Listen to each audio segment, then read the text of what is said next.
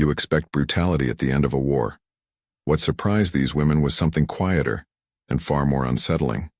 In the cold months of late 1944 and into 1945, Western Germany was a landscape of collapse. Rail lines severed, supply depots emptied, villages clogged with refugees and retreating columns. The front receded like a broken promise, and into that unraveling came thousands of German women who'd been folded into the war machine. Clerks typing orders in dim offices, radio operators relaying static-laced messages, auxiliaries at anti-aircraft posts, nurses kept in the rear to tend the wounded. They were neither frontline infantry nor civilians untouched by conflict. They were a workforce of support, exhausted and exposed when the system around them disintegrated. Capture often came without ceremony. Columns of prisoners were gathered in village squares or dragged from makeshift billets as advancing forces moved through territory. Men and women were sometimes separated. The women, transport personnel, signal staff, medical aides, were marched away on foot, ordered to keep moving as roads jammed and vehicles vanished. The winter tightened around feet already raw from long days, boots designed for temperate wear jawing with cold. Where the front once felt organized, now there was only the imperative to move one step after another, no matter how the body complained. If this story matters to you, consider liking this video. There are more survivor stories like this on the channel. The march is an economy of necessities. Instructions to move on take precedence over every personal complaint. A column threads through farms and along frozen lanes, soldiers at the flanks with rifles, voices clipped. The air is close with breath and the smell of damp wool. Boots that were handed down, cobbled, or simply issued without thought press into toes that have already cramped from long hours. Many of the women wear service footwear that has not been broken in, leather stiff as a promise, seams biting where the cold makes flesh less forgiving. At first the pain is dull, a persistent irritant. There is the tightness in the forefoot where toes rub against luggage and laces, the slow inflammation as circulation falters in the cold. Hours of marching turn that dull ache into something sharper.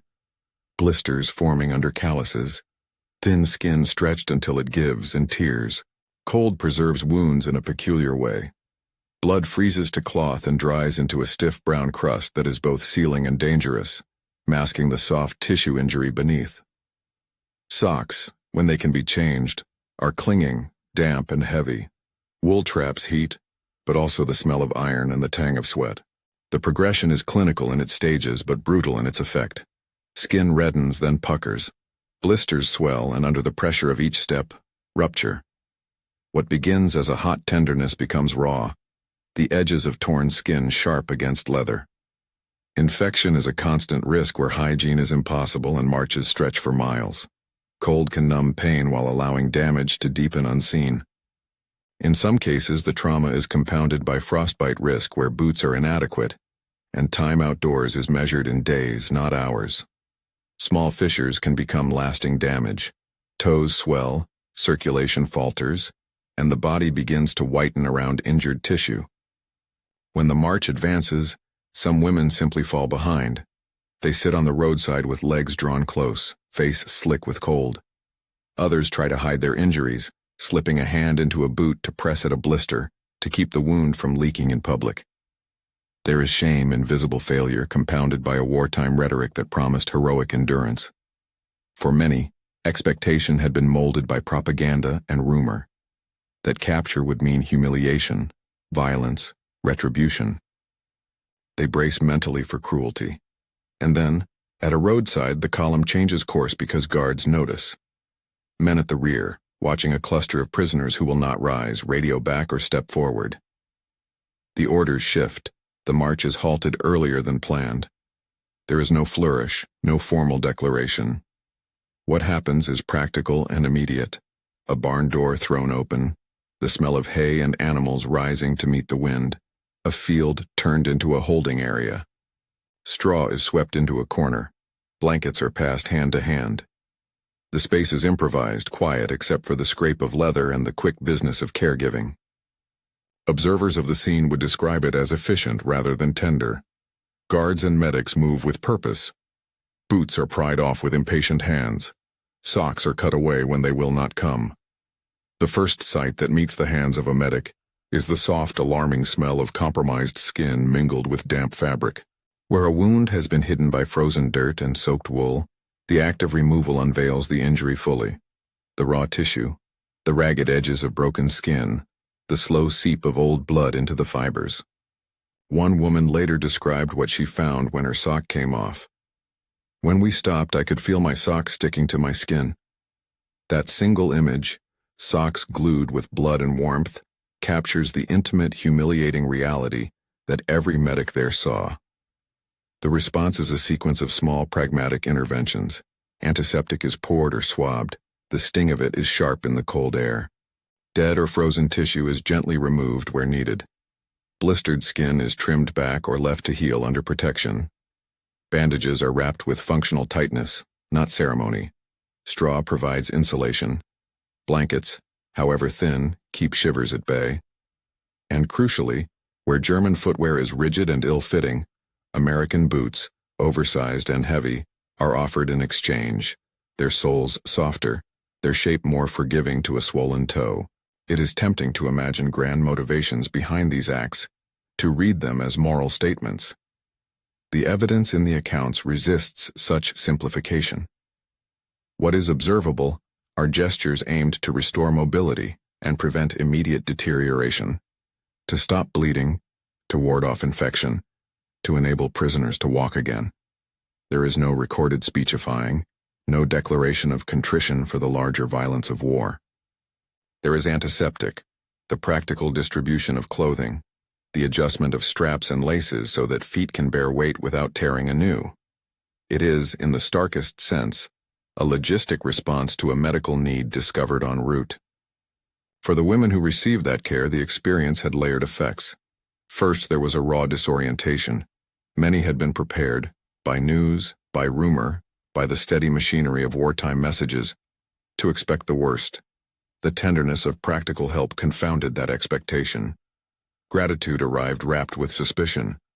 Accepting a pair of foreign boots could feel like a concession, a humiliation, an indebtedness. Some felt guilt. How could they accept kindness from someone they had been taught to regard as the enemy? Others felt a sudden sense of relief so complete it made them physically weak. That confusion was not merely emotional, it unsettled long-held narratives. Propaganda had offered black and white frames, victor and villain, when lived experience presented a more ambiguous scene. Enemy hands that tended a wound, an improvised shelter in straw. The quick efficiency of a medic whose only language was treatment. For some prisoners, this destabilization did not produce immediate reconciliation. Instead, it left a brittle residue, the realization that individual acts could contradict the story the state had told them. Silence followed for many after the war. The episodes in barns and by the roadside often remained unspoken, buried under larger memories of loss, surrender, and the post-war scramble to rebuild lives. Those who carried physical scars, numbness, chronic pain, altered gait, had a visible mark of what happened. Others carried psychological impressions that shaped how they recounted the war, if they recounted it at all. Some women framed the intervention as one small mercy in a broader devastation. Others could not reconcile the care they had received with the larger structures of violence that had placed them there. The historical significance of these moments lies not in their singular theatricality, but in what they reveal about the moral texture of war. The shocking truth implied in the title is not a simple indictment or vindication. What shocks is the reversal of expectation. The way routine operations, halt, shelter, bandage, replace footwear, undermined the binary narratives prisoners had been given. It is unsettling because it resists easy moral categorization. A soldier can be both an instrument of war and a person who cleans a wound with professional hands.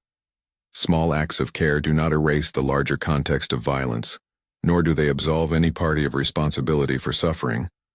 They complicate the memory of conflict, showing that human interactions at the margins of battlefields often carried an ambiguous weight. Scholars and survivors alike have suggested that such episodes mattered because they altered how individuals perceived the enemy, and subsequently, how they remembered the war.